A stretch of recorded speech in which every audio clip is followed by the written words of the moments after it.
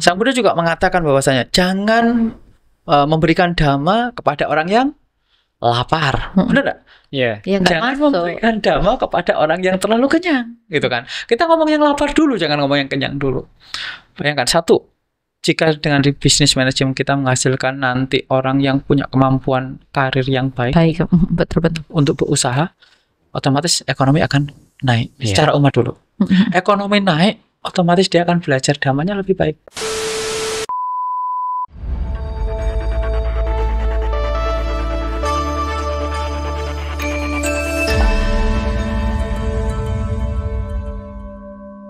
Oke, selamat pagi. Namo Sang Hyang Adi Budaya, Namo Buddhaya. Selamat pagi. Ya, selamat pagi.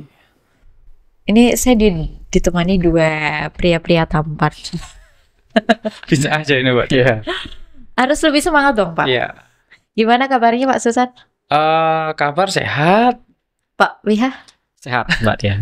Ini kalau muka-muka dosen sama muka-muka kayak saya ini beda ya. Ya, enggak sama. Sama sih hampirnya. Gimana untuk aktivitasnya nih Pak? Untuk dalam beberapa bulan ini masih sibuk untuk urus mahasiswa? Ya, kalau untuk urus mahasiswa pastilah gitu kan. Tapi kalau kita katakan sibuk ya tidak sibuk karena itu juga tanggung jawab kita. Nah, saya juga terkait dengan aktivitas kita juga masih prospek untuk kegiatan, fokus kita ke kegiatan KKN ini dan yang kita integrasikan juga dengan PKM dosen. Jadi ada integrasi antara kegiatan KKN dan juga PKM yang dilakukan oleh dosen. Jadi nanti ini bisa ya memberikan kebermanfaatan untuk masyarakat secara khususnya untuk umat Buddha sendiri dan secara umum untuk seluruh umat yang ada di Lampung khususnya ya, dan di luar Lampung juga sih untuk fokus KKN kita. Oh iya. Ini kebetulan kalau untuk Pak Wiha dan Pak Susan ini merupakan dosen STIAB Jinara kita Lampung ya. Kalau untuk Pak Susan, spesifiknya ngajar apa Pak sama? Kalau saya saya fokus ke prodi pendidikan keagamaan Buddha. Oh, Ya. Dulu Dhamma Acarya, sekarang pendidikan keagamaan Buddha. Saya mengajar media pembelajaran. masih sebutan Masih seputar media pembelajaran. Lalu analisis materi. Lalu juga ada sejarah perkembangan agama Buddha. Mantap. 3 hal. Kalau Pak Wiha? Kalau saya kan home base-nya di bisnis manajemen Buddha. Yang kebetulan ini adalah salah satu prodi baru di STAB. Dan tahun ini atau tahun lalu? Tahun lalu ini 2024 atau? Ya, kita 23. Iya. 2023. Ya, udah 2 angkatan ini. Mhm. Ya, kebetulan untuk mata kuliah yang diampu karena saya masih baru ya, itu belum terlalu banyak, masih ada kurang lebih ada 2 di ekonomi makro, mikro dan pengantar bisnis. Mantap. Berarti sekarang aktivitasnya sangat begitu lumayan padat berarti ya Pak untuk bulan-bulan. Ini kan udah lewat ya masa-masa libur ya. Ya, Sudah. Kira-kira untuk mahasiswa sendiri, STIAB kan di Indonesia banyak ya Pak. Masih ada 14 nggak sih? Atau enggak, kurang lebih lah ya? kurang Lebih ya. Berarti kalau untuk apalagi untuk Lampung basisnya kan lumayan luas dan umatnya lumayan terpecah-pecah nih daerahnya. Kalau sekarang nggak bening ya Pak, kan zaman dulu ya. Tapi saya juga beberapa yang lalu sempat melihat kalau teman-teman pendengar podcast Like of Wisdom pernah melihat postingan-postingan entah itu dari Sunyana Bandu atau dari STAB itu sendiri. Saya lihat kayaknya masih aktif berkunjung ke daerah-daerah. Sempat kayaknya dorong-dorong mobil juga nih. Ternyata Lampung, Bapak Ibu kalau mau tahu umat Buddha sesungguhnya di daerah seperti apa boleh datang ke Lampung atau ke Jawa, kayaknya masih ini ya. Ya, basisnya masih luar biasa banget. ya kalau misalnya kita ngomong terkait umat Buddha di Lampung, ya saya katakan oke saja gitu kan.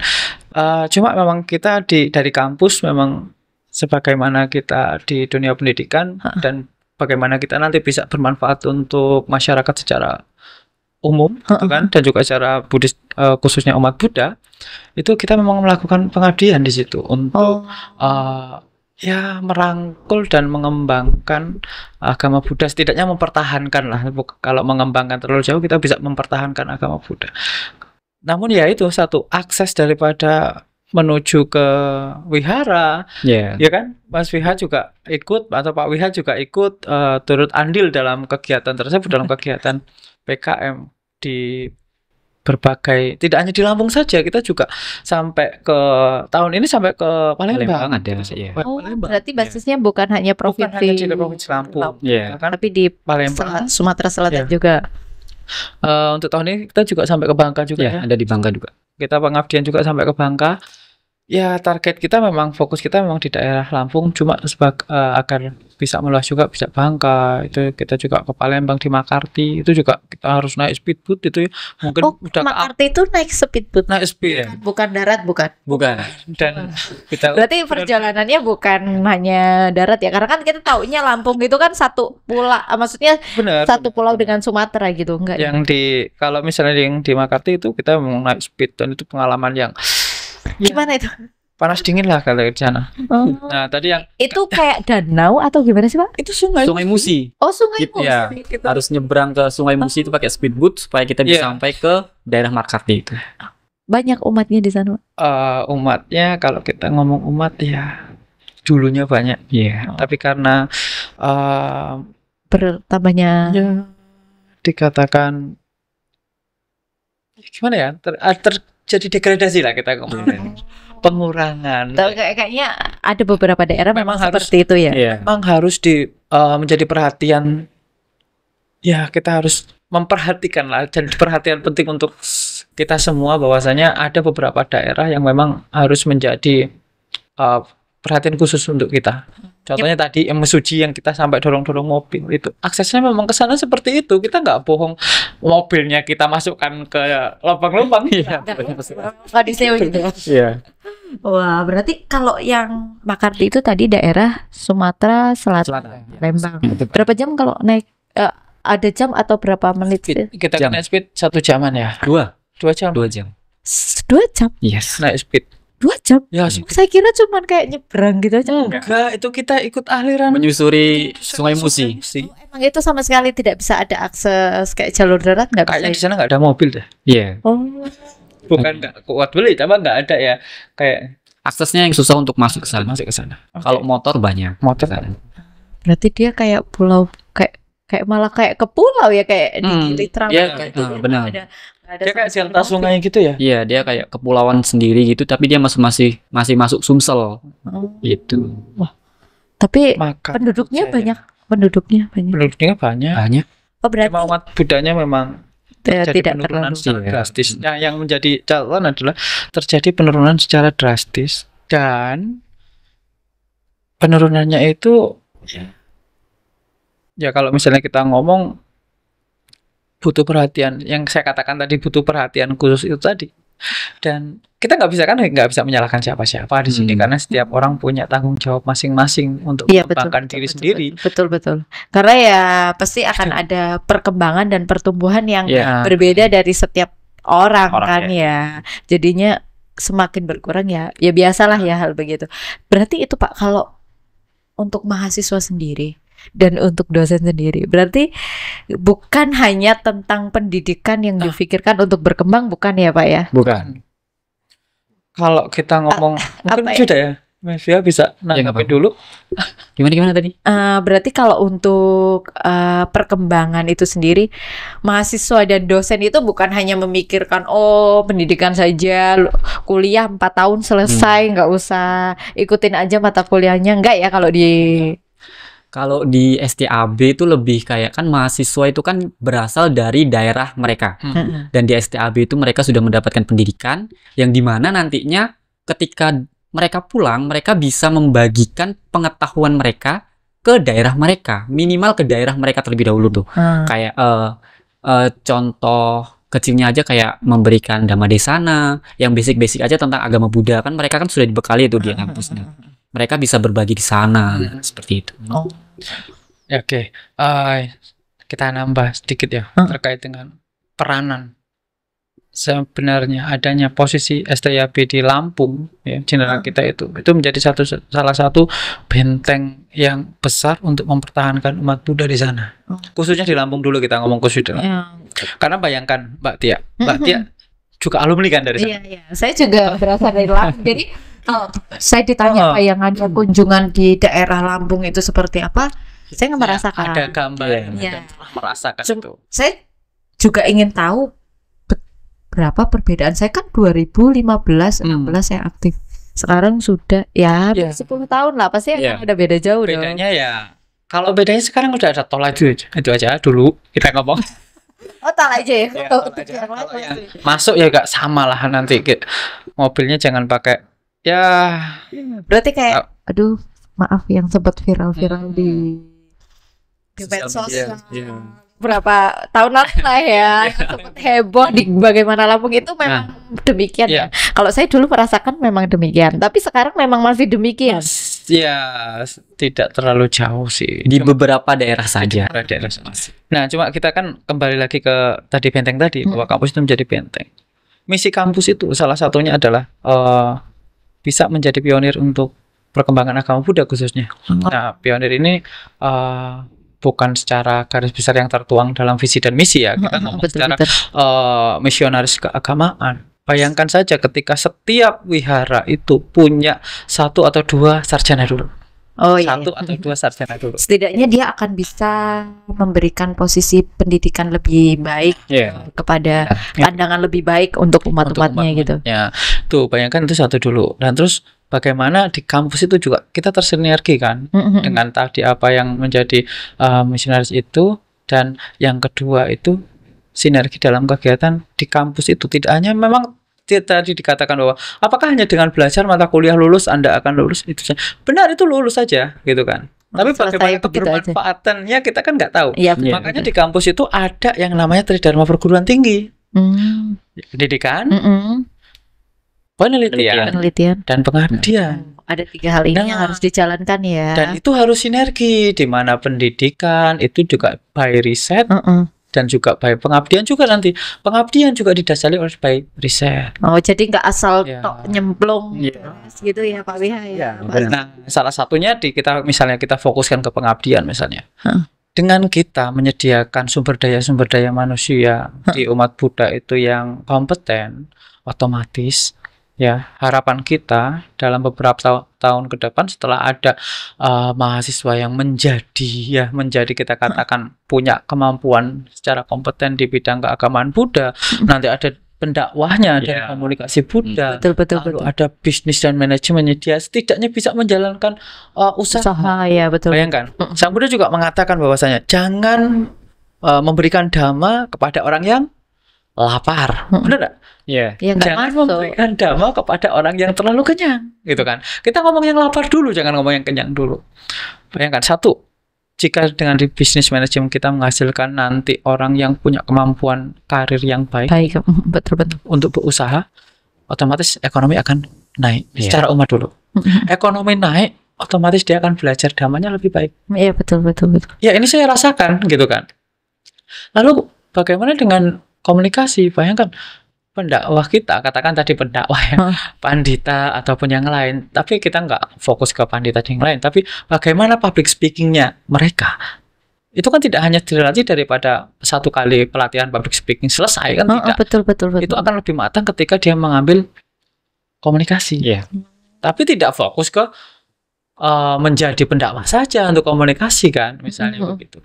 Tapi dengan komunikasi itu nanti output daripada mahasiswa kita punya kemampuan dalam bidang setidaknya minimal gitu kan, menjadi seorang komunikator yang baik di dalam wihara dulu, untuk wihara dulu yang kecil gitu kan.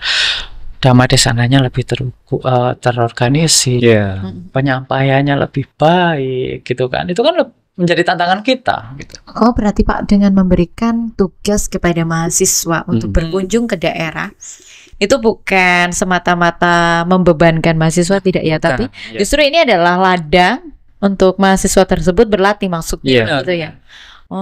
Jadi untuk kalau di Lampung itu berapa kabupaten, banyak ya Pak ya? Kabupaten berapa sih? Banyak sih. Iya. Lampung Selatan, Lampung Tengah. Nanti ada pemekaran lagi soalnya. Iya. Oh iya, yang Lampung Selatan jadi bandar apa itu? Bandar negara. Negara. Iya. Dulu ingetnya Natar Agung Iya. jadi bandar negara Iya. ya. Oh, jadi berarti untuk mengenai hal ini berarti masih intens dilakukan ya Pak untuk saat ini. Untuk sampai saat ini masih Masih. Mas Bas soalnya kan juga memonitoring di asrama juga gitu kan. Oh. Ya Mas. Itu programnya dalam jangka berapa Pak? Maksudnya setiap minggu kah atau mahasiswa itu memang karena kan dia ada untuk wihara-wihara untuk yang dhamma di sana. Ada yang hal yang program yang lainnya juga ada kan ya? Mau coba. Nah, kalau untuk yang program mereka yang ke vihara, maksudnya untuk yang ceramah itu dilakukan biasanya di setiap semester. Itu jadi tugas untuk selesai semester di mid semester gitu. Kalau UTS gitu kan kalau di mahasiswa. Nah, itu untuk tugas menyelesaikan mata kuliah itu, mereka harus mengumpulkan video tersebut. Oh, jadi benar-benar praktek ya Pak? Iya, jadi salah satu syarat gitu. Iya. Kalau nggak ada videonya kan nggak bisa. Kalau Iya. kita ngomong cuma laporan tertulis itu bisa dimanipulasi kan. Saya bisa aja nulis Iya. aja kan? Mereka duduk depan foto udah selesai. Oh, jadi intinya mereka juga harus ada bukti. Yang Iya. otentik. Kalau nggak ada bukti otentik kita nggak bisa langsung percaya gitu. Tapi tujuan kampus itu untuk mengasah Iya, untuk kemampuan Aha. anak-anak. Tidaknya membantu memang bagus sudah bagus. Tapi nih Pak, dari sekian pengalaman ke daerah-daerah, wihara-wihara di daerah-daerah, apakah semua wihara-wihara di daerah itu juga mengalami penurunan atau hanya beberapa wilayah saja? Kan kalau Pak Wiha sama Pak Susanto pasti kalau ketika apa tadi anak-anak mahasiswa melakukan kunjungan atau apa tadi namanya Jinara kita mengajar itu pasti ikut dong. Iya. Iya, untuk pendampingan. Jadi kondisi umatnya itu memang semuanya dalam kondisi mulai menurun atau ada yang mengalami peningkatan juga. Kalau kita ngomong rata-rata, ya menurun. Menurun itu dalam arti begini. Yang satu memang ada yang secara langsung pindah. Oh ya. Ada yang dari pernikahan. Mohon maaf kita ngomong real saja dari pernikahan gitu kan. Ya tahu ya ini pergaulan dan yang lain mungkin kita kurang mengarahkan dan pondasi kita harus kita kuatkan. Oh ini berarti nanti bisa jadi PR kami untuk para majelis ataupun wanita Buddhis Indonesia untuk melakukan ini Pak pendampingan bisa pendampingan. Satu ini yang menjadi bimbingan pra perkawinan ini Pak. Sambil ngobrol gini kan enak kita. Contohnya begini. Kita mau sekolah minggu, tapi ini bukan di kota ya. Iya. Ngomongin di daerah. Jangan ngomongin yang di daerah kan. Kita juga ada beberapa di kota, khususnya karena saya berada di DKI Jakarta. Tidak semua wihara cetia yang ada di Jakarta itu sekolah minggunya banyak aktif. Nah, tidak hanya beberapa saja dan beberapa juga mengalami penurunan. Memang beberapa mengalami peningkatan. Ada seperti itu. Tapi bukan itu fokus saya yang ingin saya sampaikan. Bahwasanya begini. Kita perhatikan anak-anak kita maksudnya bukan anak kita berdua atau bertiga gitu. Anak-anak kita saya fokuskan ke daerah itu mereka kan hanya diajarkan atau diarahkan ketika di sekolah kalau ada guru agama Buddhanya dan di sekolah minggu khususnya yang notabene 1 bulan cuma 4 kali. Benar nggak? Ya, hanya setiap minggu aja gitu ya. Saya sering ngobrol ini dengan beberapa mahasiswa, terus alumni dan yang lain itu terkait begini. Pernah nggak sih Bapak dan Ibu itu terpikir untuk membuat sebuah bukan membuat sih, kita menjalankan sebuah program itu misalnya TPP. Ini sampai ke mahasiswa KKN saya arahkan untuk membuat TPP. Apa itu Pak TPP? Taman Pelatihan Parita yang dijalankan setiap hari jam 5 menuju jam 6 atau dari jam 6 sampai jam 7 sore. Jadi seperti kayak tetangga kita ya. Iya. Kalau di masa kecil saya itu ada konsepnya gitu dalam bahasa Jawa. Jam segini mangkat ke wihara ngaji begitu. Tapi sekarang udah nggak ada karena terfokus pada kegiatan di sekolah minggu. Bayangkan setiap sore anak-anak belajar baca parita, belajar puja bakti. Parita tidak hanya kita ngomong karena TPP jadi Taman Pembacaan Parita bukan, tapi bisa juga Dhammapada, Benar-benar. wihara kita kan Iya. Bisa kayak yang banyak lainnya. kegiatan dan menjadikan wihara itu sebuah tempat yang menyenangkan untuk belajar. Iya. Ini yang PR kita. Ini kalau Pak Susan membicarakan ini, saya juga dulu zaman kan kecil juga merasakan yang Ngaji, model- konsep iya, ngaji ya, konsep iya. ngaji ini saya dapat walau itu nggak sampai kayak SMP udah nggak ada, SD aja sih. Iya. Cuman sempat merasakan memang efektif sampai saat ini. Kalau maaf yang ngomong baca Parita itu masih hafal lah. Iya. Iya.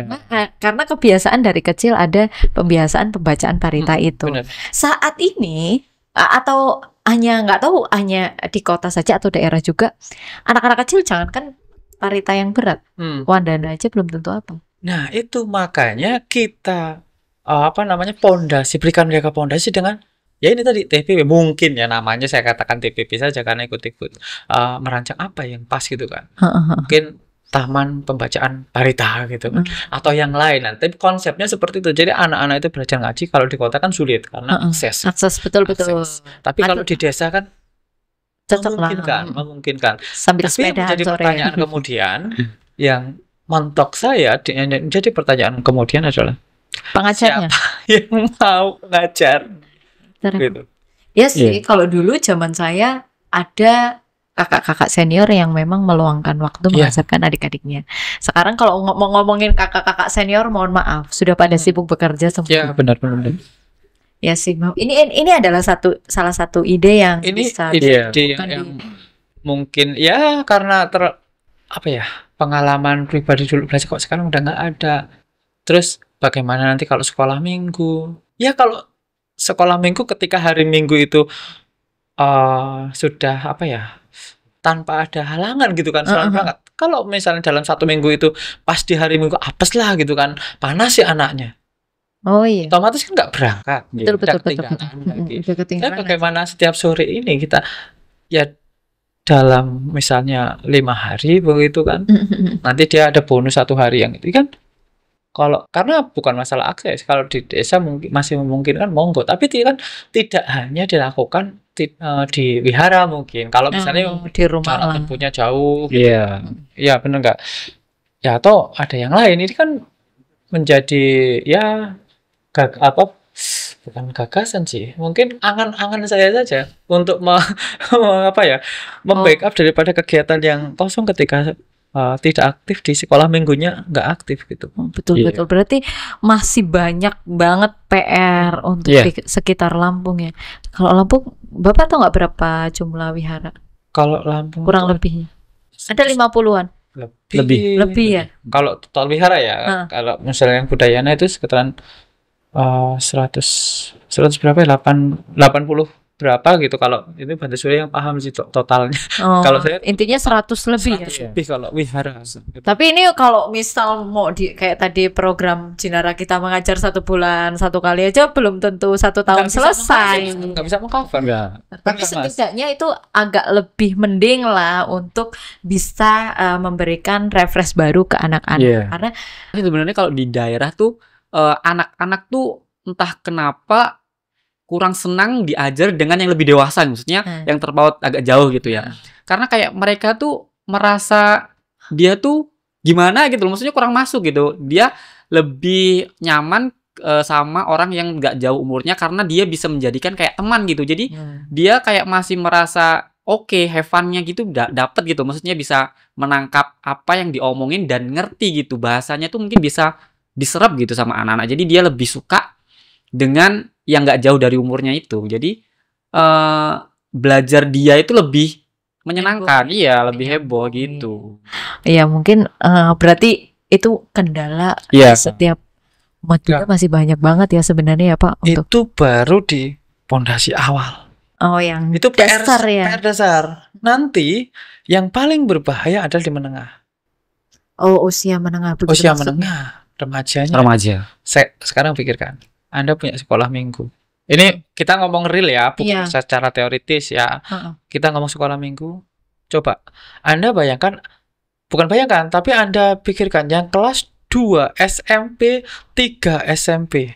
Heeh. Kalau satu SMP itu masih mau ikut sekolah minggu. Iya. Iya, ya masih mau lah dia walaupun Iya. punya agak nggak sehat sih mau lah dia. 2, 3 SMP, Ini ngapain lagi saya suruh tuh gitu ya.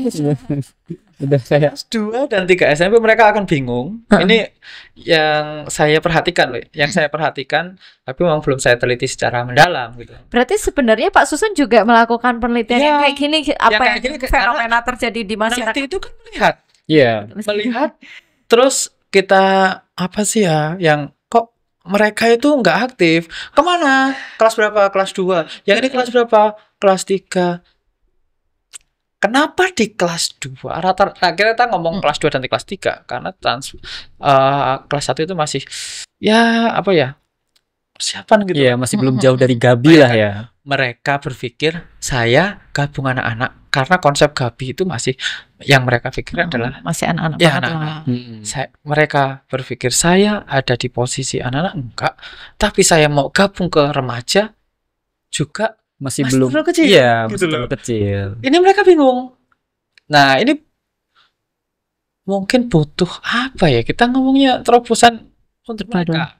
Karena mereka nggak ikut Gabi, tapi nggak ikut sekber. Apalagi yang sekbernya mati. Oh iya, yang sekbernya mati. Otomatis ini terbengkalai. ya. Ini Terus- juga repot sih. Terus mereka udah mulai nggak kewihara nanti. Coba bayangkan.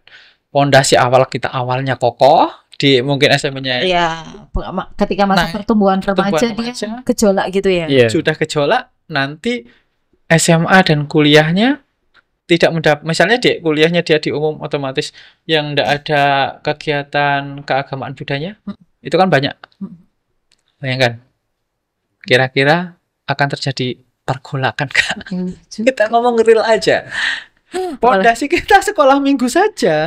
Nanti di sekber kan PR-nya ada di situ nanti kan. Mereka harus bisa merangkul nih yang tadi. Apakah dia mau di SMP? Apa dia mau di SMA? Karena kalau kita ngomong di SMP, memang ada SD ya kan? SD. Di SMP ada SMA ya kan? Terus remajanya yang mana? Yang mau sekber. Ya betul. Ini yang Harus tabrak. dipikir. Kalau memang Baik. SMP itu mau kegiatan untuk khusus yang PG, PAUD, TK dan SD mentok, yang SMP ini kita harus pikirkan caranya. Betul sih Pak. Berarti Karena mereka sudah main logika loh di situ. Iya. udah ngerti lah ya. Masa saya suruh misalnya mewarnai kan nggak lucu. Iya, Saya betul. menyanyi dan begini begitu. Mungkin kegiatannya lebih ke yang Iya. Berarti sebenarnya bukan saya mau ngomong beban kok iya beban gitu ya. jangan dibilang beban. Karena ini gini Pak, pendidikan agama Buddha saya rasa tugasnya begitu mulia karena yang dipikirkan itu bukan hanya tentang perkembangan secara fisiknya saja, tapi juga perkembangan secara mentalnya ini gimana ke depannya bagaimana gitu.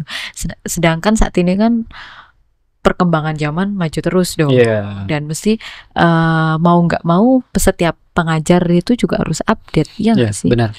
Kalau kita nggak update otomatis ketinggalan yang Iya. Oh, Ya itu yang bisa membuat kayak anak sekolah minggu menjadi bosan ketika di vihara gitu. Maksudnya pengajarannya itu hanya textbook gitu. Dia hanya mendengarkan kayak tentang sejarah agama Buddha atau Pangeran Siddhartha gitu. Jadi mereka tuh menjadi bosan gitu. Itu bisa menjadi inovasi buat guru sekolah minggu nih.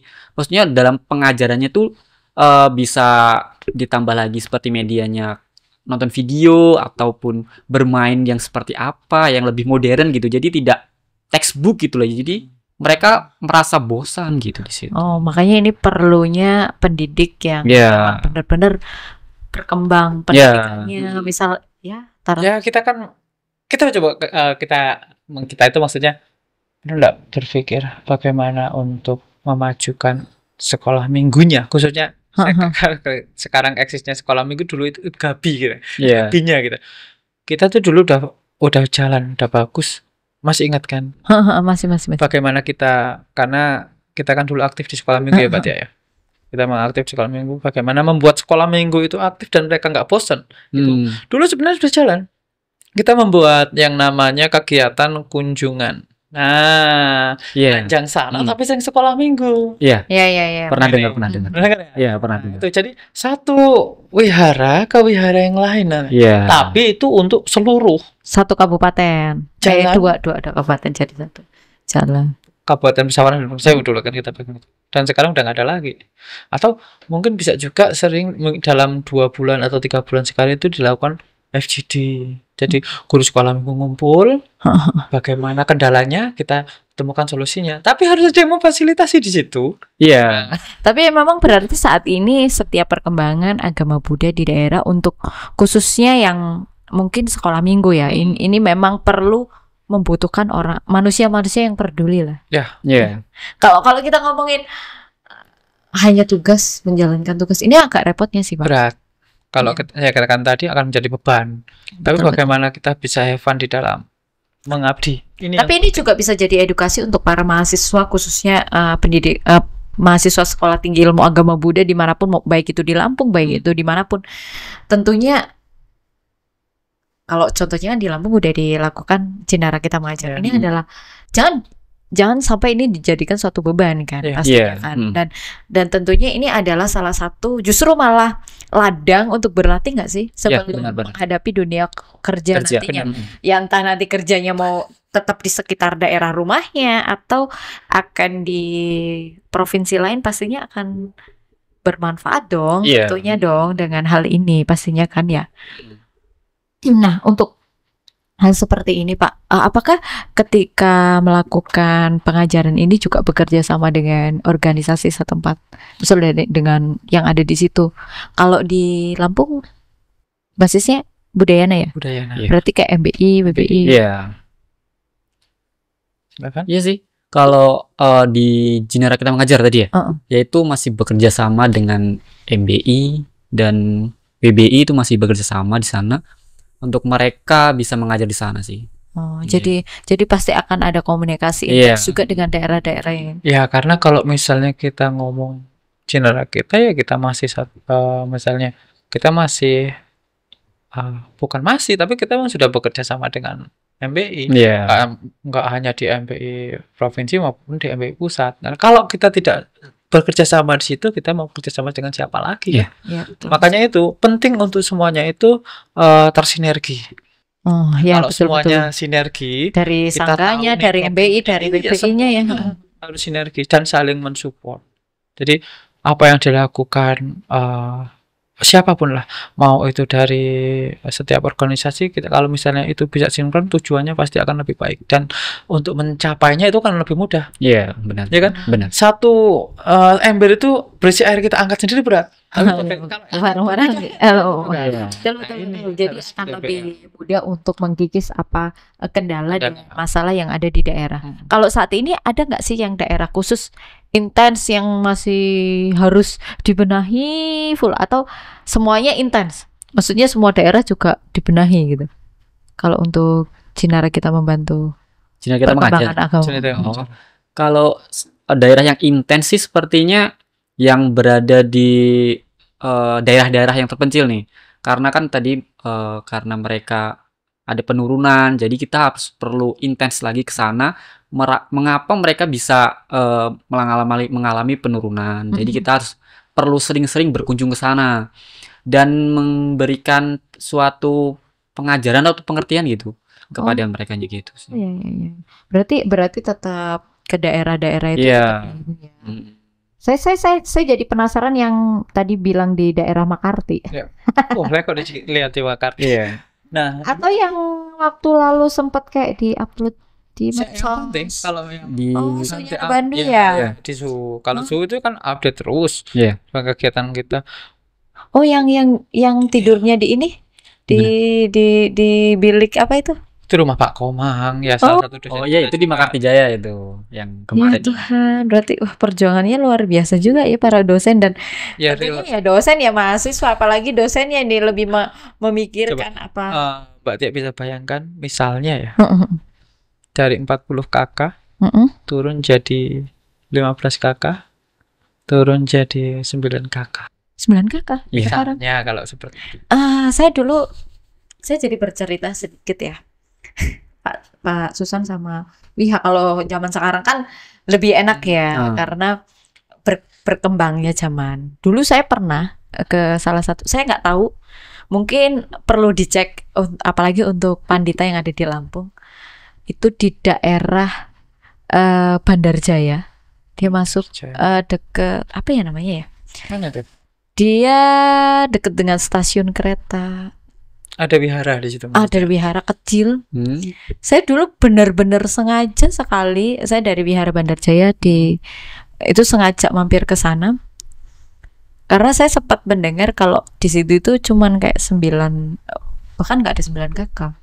7 kali ya, 7 atau 5 kakak. Itu karena anak-anaknya udah sama sekali nggak mengikuti orang tuanya. Karena lingkungannya sudah mengubah gitu. Sehingga hanya tersisa itu saja. Dan ketika saya ke sana, mereka kayak didatengin. Padahal saya hanya seorang mahasiswa biasa. Saya datang ke sana. Saya nggak ada tujuan apapun. Saya hanya pingin melihat.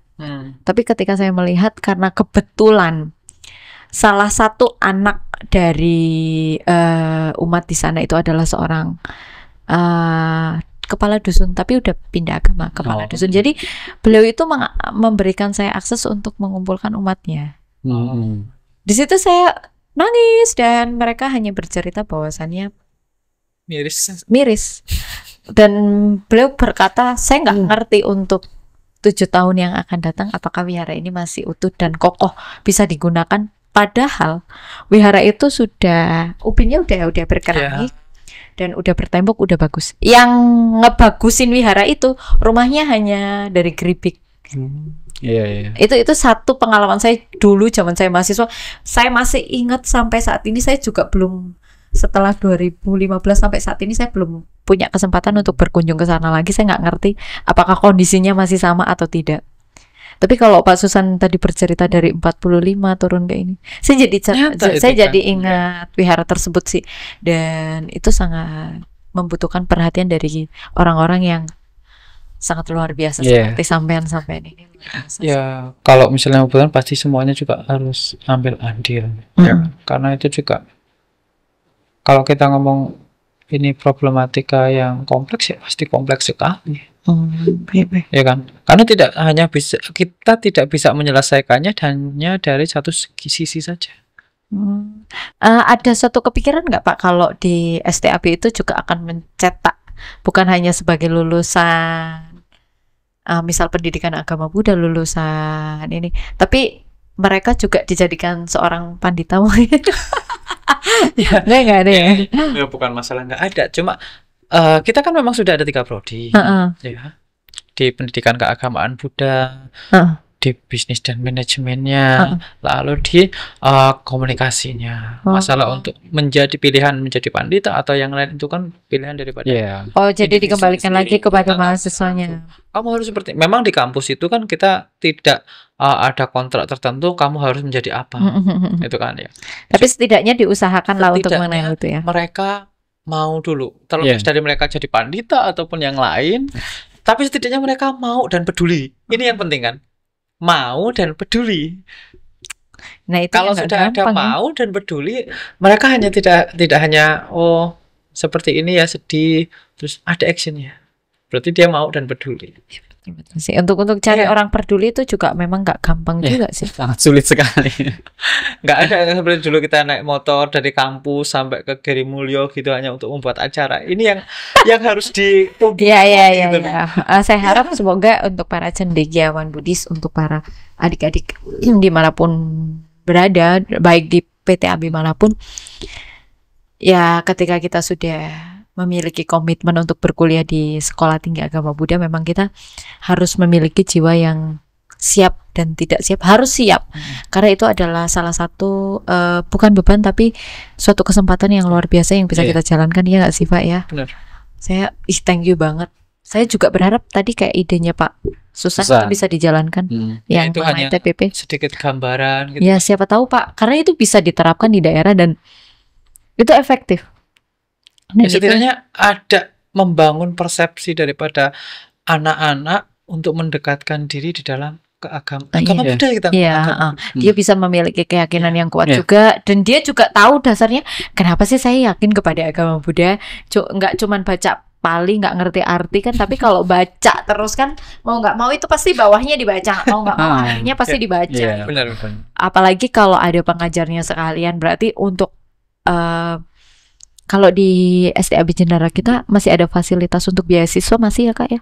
Kalau beasiswa kita full lah. Masih. Berarti ini kesempatan yang luas juga Iya, dong benar untuk umat sekali. Buddha di daerah manapun yang mau berkuliah di sekolah tinggi agama Buddha untuk bisa bergabung, mau di Jinara kita mau di mana, tapi kalau di Lampung bisa aja ke Jinara kita karena ini udah salah satu benteng untuk Benar. perkembangan umat Buddha yang ada di Di Lampung ya. Lampung. Karena Lampung lumayan luas ya. Ya, lumayan. Karena untuk DKI aja untuk basis kita Wihara KBI cuma 22. Ini DKI Jakarta ya. Saya ngomongin DKI Jakarta, tapi kalau untuk Lampung tadi 100 berapa? Ya, kurang lebih lah 100-an itu ada. Mantap.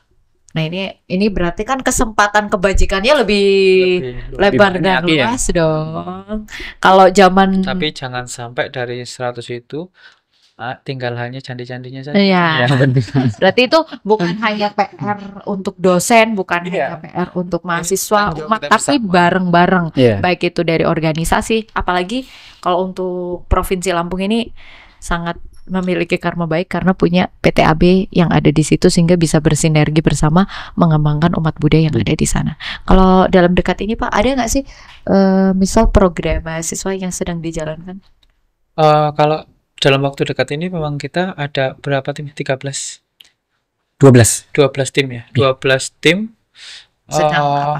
Masih program KKN. Oh, ada menjalankan Setidaknya KKN. ada 12 tempat yang sedang kita bina. Oh, 12 itu sekitar Lampung atau Sekitar Sumbangsel, Bangka. Sumbangsel, Bangka. Provinsi lain Bangka dan Sumatera Selatan. Ya. yang dekat sini? Palembang juga ada yang Makarti ya. Di DKI DKI ada. ada satu. Di- Oh, yang Tangerang. Tangerang, Cilegon, Iya, Cilegon ada satu kelompok. Lombok. Ada satu. Lombok. Lombok. Tahun ini enggak? Oh, Belum. tahun lalu ya? Iya, tahun lalu ada. Karena operasionalnya yang memang Lumayan. Iya, Berarti untuk bisa mengcover di Lampung. semuanya bisa mengcover ya. Untuk yang ada di wilayah Lampung. Inilah perjuangan dari Sekolah Tinggi Ilmu Agama Buddha Jinara kita. Yang harapannya untuk umat Buddha apa Kak? Kalau harapan untuk umat Buddha, jangan selalu merasa sendiri lah.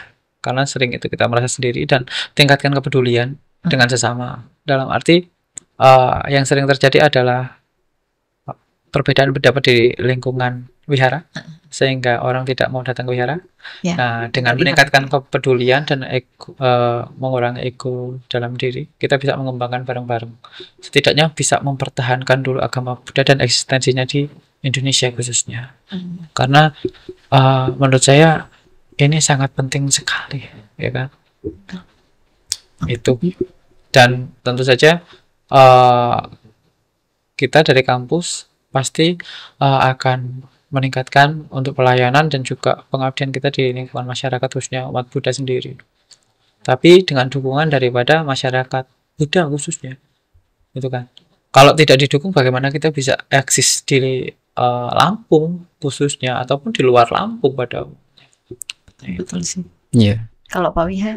Kalau saya harapan untuk umat Buddha ya, khususnya di daerah saya sendiri lah, itu mereka harus meningkatkan keyakinan mereka, sadar mereka, karena di daerah saya itu bisa dibilang keyakinan untuk anak mudanya sendiri nih, itu tuh gampang sekali goyah gitu, entah karena pergaulan mereka ataupun apa, itu sangat mudah dipengaruhi sekali. Jadi untuk anak muda yang ada di daerah saya ya, kalian bisa seenggaknya datang ke vihara saja lah, entah itu mau main atau apa, itu bisa datang ke vihara supaya keyakinan teman-teman ini tidak goyah gitu. Jadi tidak dibilang A nanti ikut A, B ikut B, seperti itu. Oh, yes. PPP Harus tetap itu semangat berarti. ya. Iya, jadi biar Ah, keyakinannya makin kuat gitu. Betul. Nah, ini luar biasa sekali pengalaman dari Pak Susan dan Pak Wiha. Thank you banget sudah berbagi di sini, sehingga ini juga jadi pengalaman untuk daerah-daerah lain juga pengalaman untuk semuanya, bukan hanya STAB Jinara kita, tapi STAB yang lainnya juga harus memiliki kesempatan yang sama untuk ayo bareng-bareng kita bangun umat Buddha lebih maju dan lebih oke. Apalagi ini udah di sekitarnya. Dan tentunya ini sangat bermanfaat untuk semuanya. Dan semoga semakin berkembang untuk kampus dan semoga juga tetap semangat untuk melayani. Karena luar biasa, Pak. Karena tugasnya bukan hanya tentang perkembangan kampus, tapi bagaimana mengembangkan umat Buddha itu sendiri sih. Oke, thank you. Sampai jumpa kembali ya Pak. Kapan-kapan mampir ya. Terima kasih Pak Wiha, terima kasih Pak Susan sudah mau mampir di podcast kami Like of Wisdom. Dan saya akhiri, selamat malam. Namo Sang Hyang Adi Budaya, Namo Buddhaya. Namo Buddhaya.